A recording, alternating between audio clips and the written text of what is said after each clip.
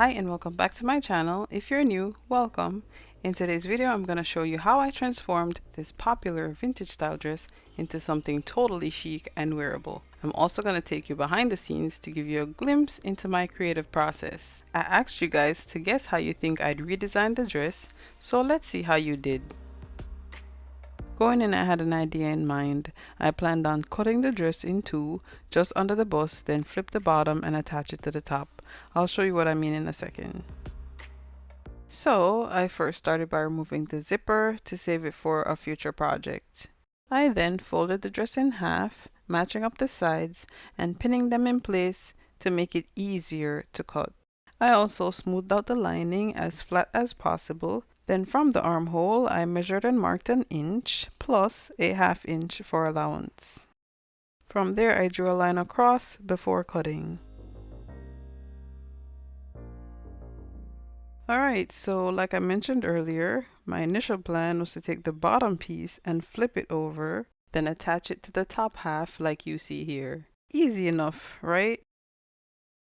Well, I tried it on, and it wasn't at all what I imagined. I was half expecting the bottom to have a little more fullness, and the sequin panel was way too long to the point where it looked unflattering. If it was a few inches shorter, it could probably pass. So I pulled it up over my chest to see if that would help. It definitely was better now that the bottom of the sequins panel was hitting at my waist, and I loved how it looked over the top. Yes, I could have probably gotten away with making it into a cute mini dress, but I didn't feel this look was for me. I didn't feel like it was something I would want to wear. Let me know in the comments what you think of this look. At this point, I wasn't sure what I wanted to do with the bottom half yet, but I knew I had to make some alterations to the sequin panel, so I started there.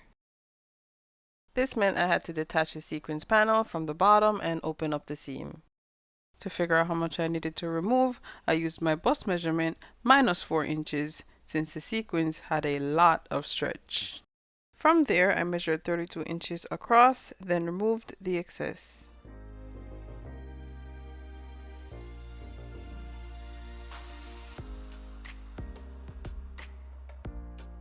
Afterwards, I went ahead and redid the seam, and I also reused the bias strip to finish the raw edges. Now with that done and out of the way, I shifted my focus to the bottom piece. I knew for sure I wanted to incorporate as much of the dress as possible. Since the bottom was made from a non-stretch type of fabric, and the sequins panel was the complete opposite, the only logical solution I found was to create a peplum. So I got to work. With lots of patience and wonder clips, here's what I did. To give you a quick rundown, I separated the lining and the main fabric, redid the seams, then cut the panels in half. Afterwards, I joined the halves together to create one long continuous piece. I then put the main fabric and lining back together with right sides facing and sewed one end closed to finish the hem. Lastly, I gathered the other end until it was roughly the same width as the stretch sequins. Now with right sides facing, I stretched and sewed the pieces together.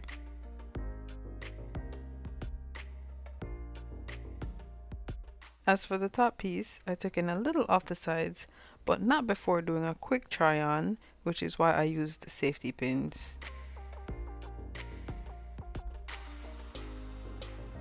I also went ahead and secured the center back along with a button I found in my stash and a loop I made using scrap fabric. For the final step, I placed the top piece inside the sequin bodice, stopping under the armhole. Next, I aligned the sequin seams with the center back, then used a safety pin to hold them together. I did the same thing all the way around the bodice using safety pins because they were the only thing I found worked for holding the pieces together.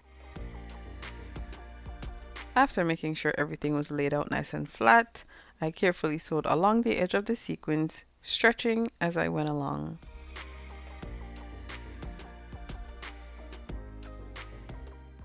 And that was pretty much it.